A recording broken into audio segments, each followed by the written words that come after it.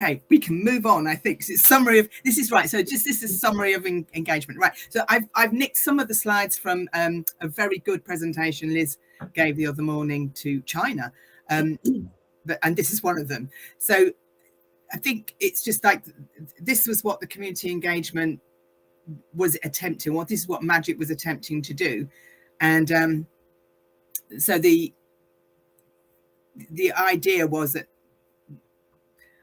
through community engagement, we would not only engage people of Hull with community rain management, but we'd also engage authorities, the partners that we're working with methods of community engagement.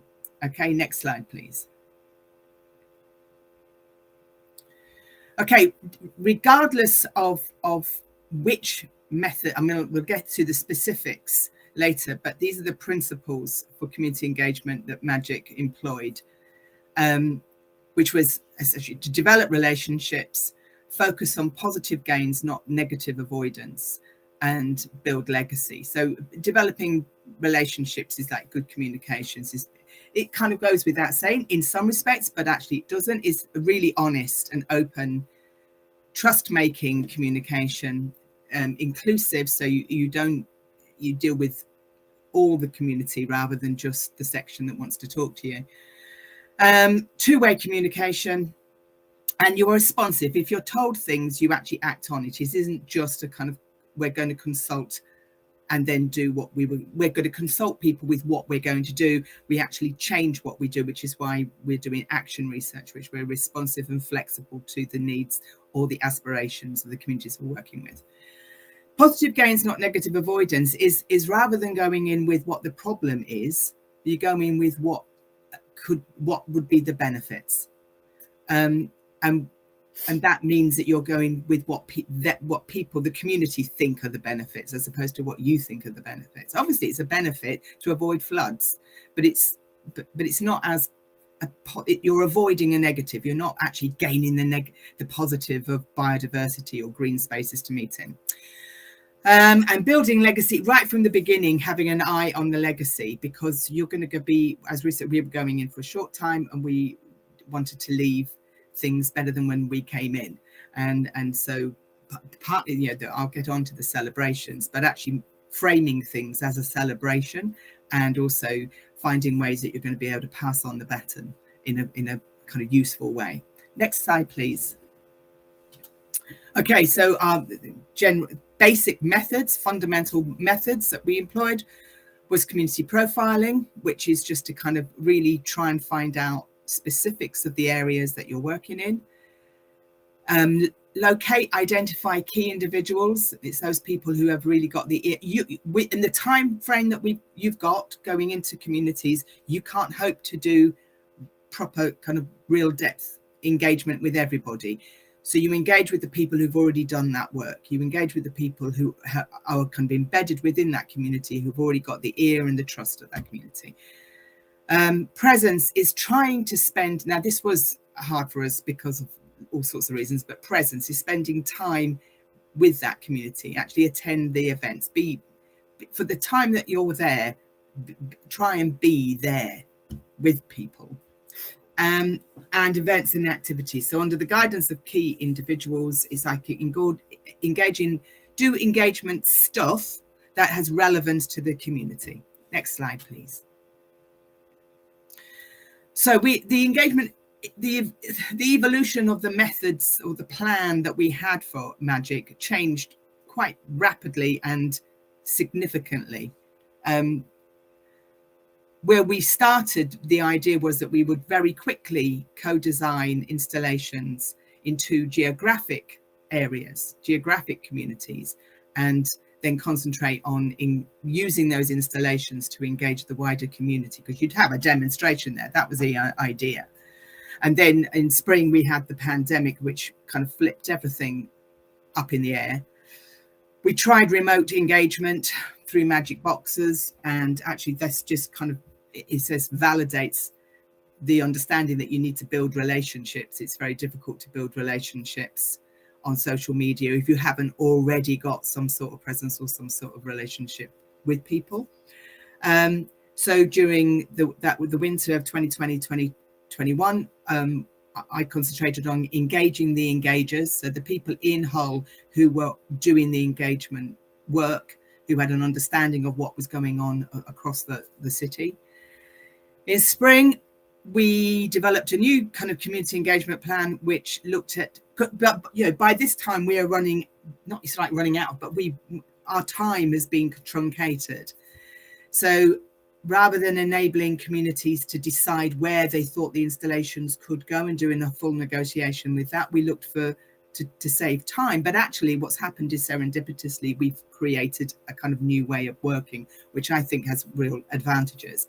And that was we looked for buildings that had, first in the 2 areas, and then we expanded that, buildings that had footfall, that had construction permission. So I know Rachel was there and things, but getting permission on council buildings takes a long time, longer than we had. So it had to be people who had some sort of autonomy. You know, we had contact with the managers of that building who had the autonomy to decide and give permission for installations to be granted, you know.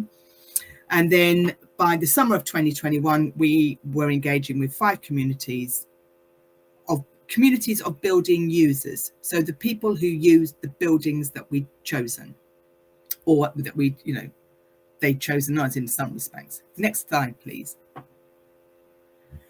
So the advantages I was saying about of this is that you have you have specific identifiable key individuals. You don't have to spend time looking for them. They're the people who are managing that building. You have a more discrete community with existing channels of contact. So, you know, the Cottingham Civic Hall had a database of their users and volunteers. So it's a kind of like a more doable,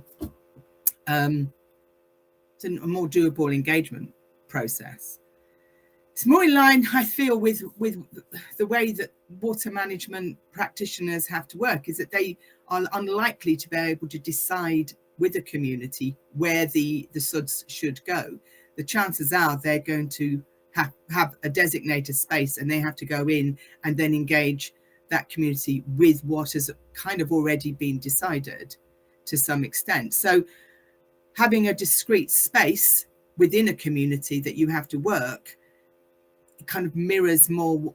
So in a sense, I feel the research became more useful for water managing practitioners and authorities.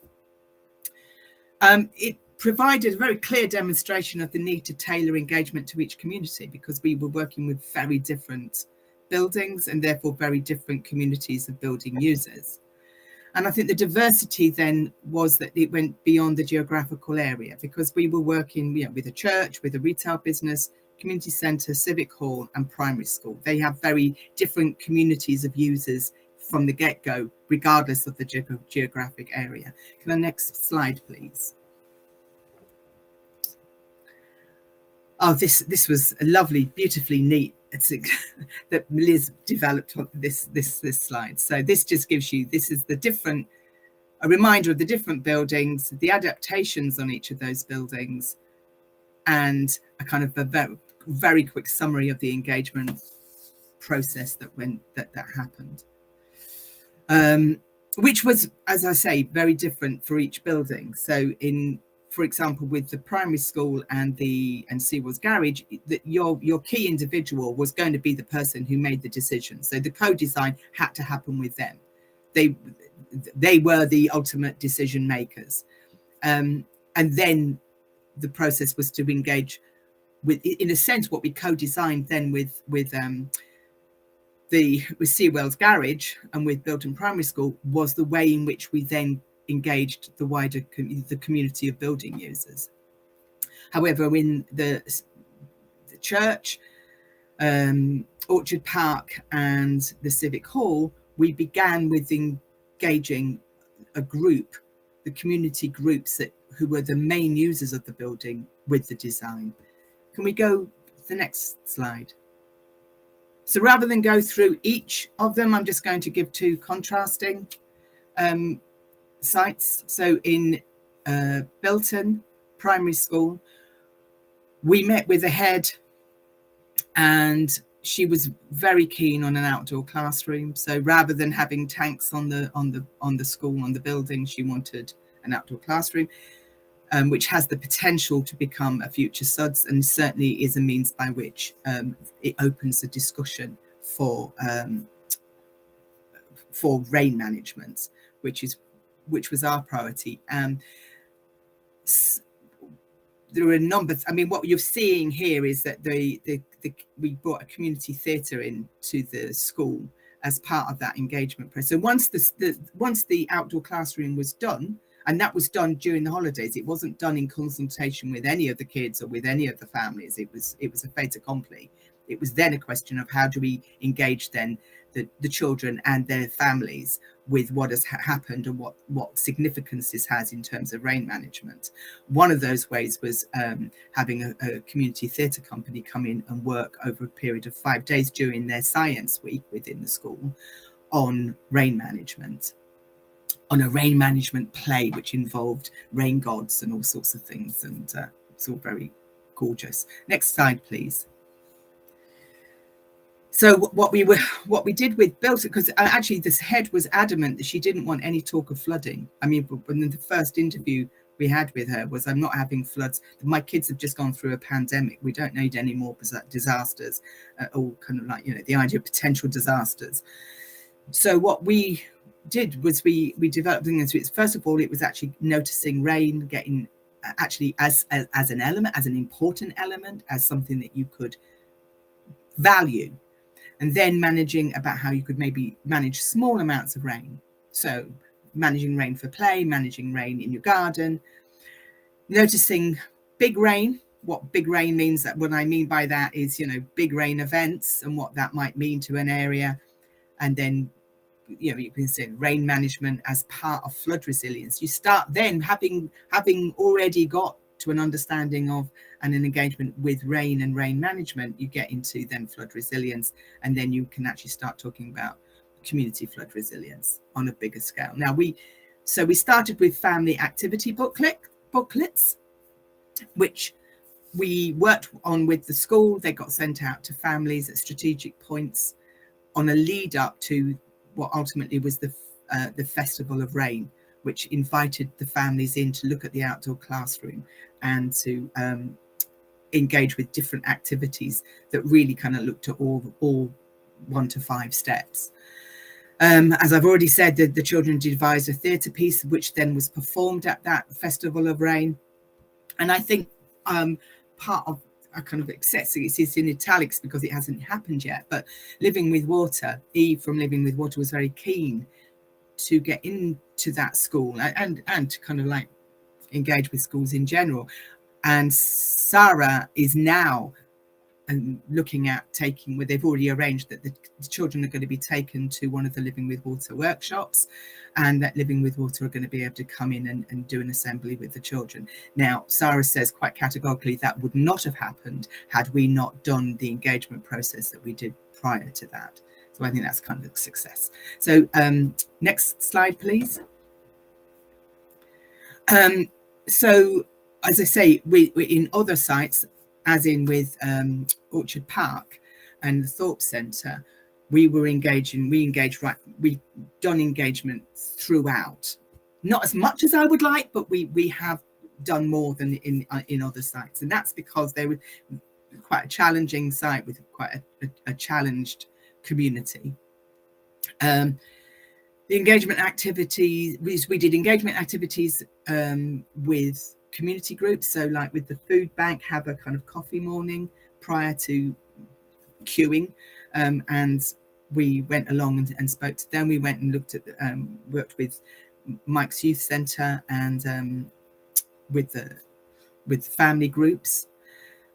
We did interviews with local residents, and the planting day was very great success. We had 2 family groups invited and local residents invited to a planting day where we planted trees and in the area around the centre, and we ran out of plants really quickly. We thought we would have to encourage them to do this, but actually they were so keen on it, we'd run out of plants by halfway through and didn't hardly have any for the next group, which was a little bit sad. But anyway, community engagement mural.